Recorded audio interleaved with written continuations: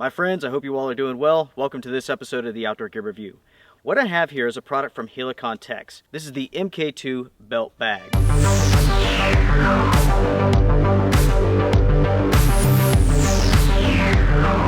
You may know this already, but I'm a big fan of the Helikon-Tex Numbat. That is a fantastic chest rig system that's of a very good quality, and also at the same time, it's not that expensive. It's a very functional piece of kit, and if you haven't seen my review, make sure to check it out. That product is so good that I decided to get this in and to check it out. Think of this as a lumbar bag, and it can be worn with just the belt or with the H harness. In other words, this is a glorified fanny pack.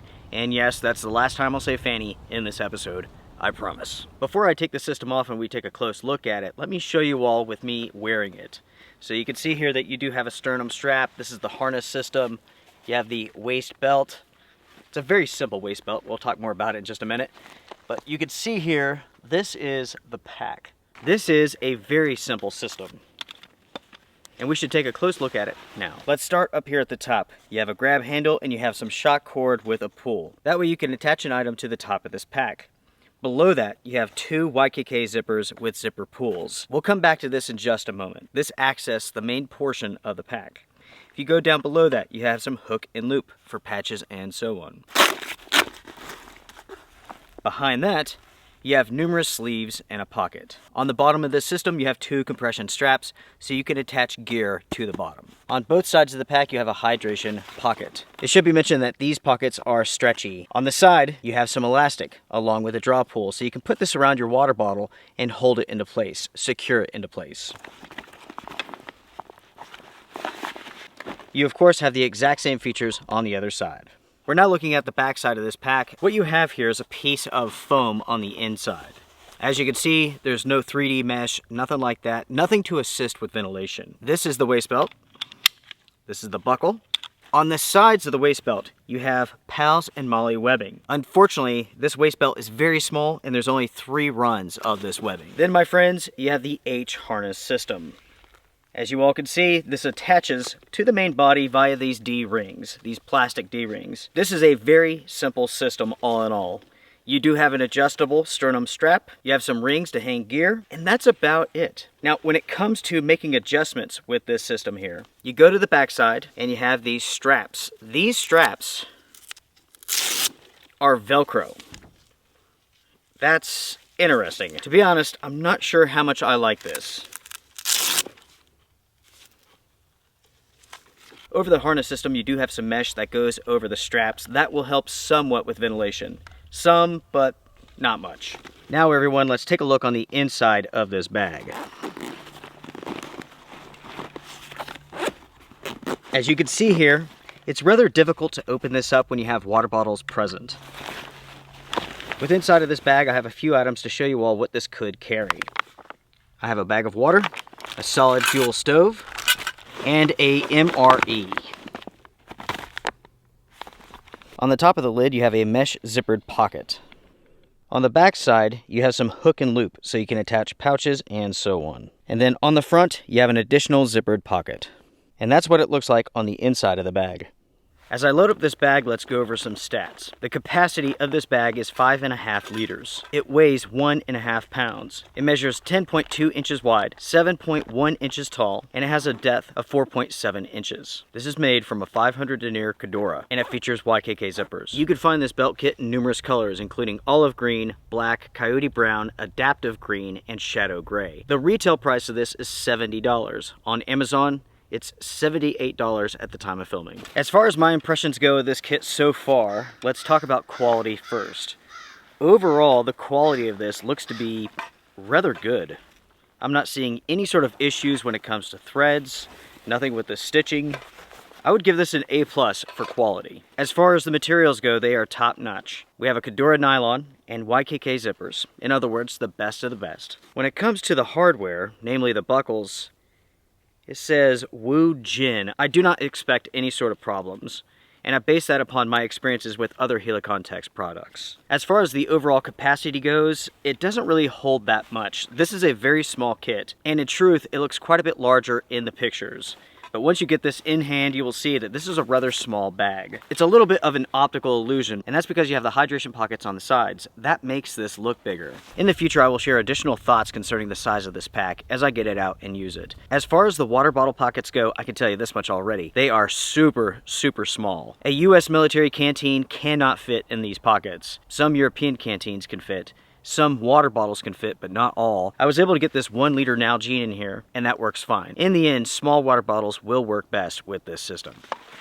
Putting on the kit is easy enough. I will say, because the straps are so rough, they really do drag across your skin. In other words, they're very abrasive. Ultimately though, getting this on is easy enough, taking it off, easy enough. Once you have it on, it fits rather good. You could tell primarily this is a belt bag, but in this case it features a harness system. But more than anything, the belt is doing the work. One major problem with this kit is the fact that you cannot access the water bottles without taking this off. That absolutely sucks, and in truth, it really does show how poor of a design this is. It's an oversight, a really, really big oversight, and I'm surprised that Helikon-Tex has made it. It would be a game changer if this pack featured angled water bottle pockets. That way, as you're hiking, you can access your water, drink, and put it up, and you don't have to stop. But as is, every single time that you need water, that you want water, you have to take this thing off and then put it back on. That's rather annoying, and it slows you down. Another issue with this kit is the PALS webbing on the waist belt. As you all could see, the waist belt ends right about here. In other words, it's behind you. So if you attach anything to this, again, it's basically on your back. It's not on your sides. The waist belt is very, very small, offers basically no cushion at all. And that poses a big question. Right now I have a jacket on, this is comfortable enough. But what about when I take the jacket off? Again, these straps are very rough, very abrasive. Is this going to be comfortable? Coming up soon, my friends, we will have a field test with this backpack, and we will see whether or not this is comfortable without a jacket on. The same applies with the harness system. With a jacket on, this is comfortable, but what about with a jacket off? We will answer that question as well soon enough. Speaking of the harness system, I have to say that I'm not very impressed with the way that it Velcros together. Velcro has a shelf life, and the more you use it, the more worn out it becomes. This too is a surprising design decision made by Helikon-Tex. If you plan to use this system with varying layers, you will constantly have to be making adjustments. So that means peeling that apart, putting it together. If you're out for a hike, you're getting warm, you have to take this off, take the jacket off, make those adjustments to the Velcro, put it back together. Ultimately, we're talking about reliability in the long run, and the simple fact that Velcro wears out. Another issue with the shoulder straps is the fact that there's no padding here. Luckily, most of the weight is being controlled by the waist belt, but you do have some pressure on these straps. Again, it goes back to the question, how comfortable is this going to be with just a t-shirt on? We'll answer that question soon. Something else that surprises me about this backpack is the lack of strap keepers. As you can see, I've taken rubber bands and I've secured these straps.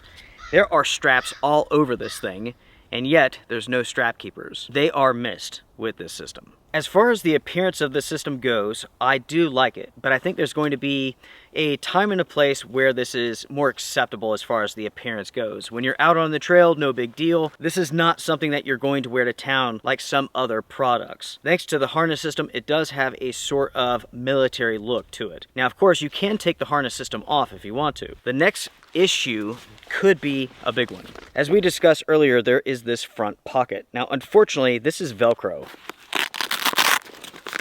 and it makes a ton of noise when opening this up. Is that going to be a big deal for you? Only you know the answer. The last point that I wish to touch upon here is the overall feel of this product. Helikon-Tex is known for making tactical style products, and this really does fit right in there. Overall, this doesn't feel very substantial. It's fairly lightweight. If you have any sort of experience with military surplus, you will instantly tell a difference between this and that. This feels civilian, which it is. This is not intended to be a military product, but it is that sort of tactical style, mil-spec sort of thing. I mention this so that nobody purchases this product thinking that they're getting something, but yet they're getting something else, you know what I mean? So in other words, I want to keep everyone's expectations in check. Before wrapping up this episode, I want to share with you all something that's rather funny and humorous. So I was on Amazon last night getting all of the details together to film this episode, and I came across a review on Amazon where this guy was upset with me because I highly recommended this product and he didn't like it. The thing is this, I've never reviewed this product before. This is my first look at it. I have reviewed the Helikon-Tex Numbat along with other products, but not this. So in the end, I have no idea what that guy is smoking. He's definitely smoking something. I don't know, just strange. Anyways, everyone, overall, my thoughts on this product are mixed. It really does have a lot of issues, a lot of potential issues, which I will address when I begin testing this out. I wanted to do this episode because I like the Helikon-Tex Numbat so much, and I figured you all would want to see this before it goes into testing. Please comment down below and share your thoughts. If you have any experiences with this product, share them with the community. Do you like this? What are the pros and cons for you? In the end, I see quite a few issues which could potentially hold this product back from greatness. There are some oversights here which I find rather strange. The company's made design decisions that simply don't make a lot of sense with this kit. I'm not trying to insult the company or anything like that. I'm just simply saying this could obviously be better in numerous ways. With that being said, everyone, I am done for now. I'm going to begin testing this out. I will have a field test episode coming up very soon, and we will put this product through its paces together. So stay tuned. If you have found this agenda-free episode useful, hit the thumbs up. It helps the channel. If you want to support the channel, you can do so. Patreon, YouTube. That too is appreciated. Everyone, take care, be well, strength and honor.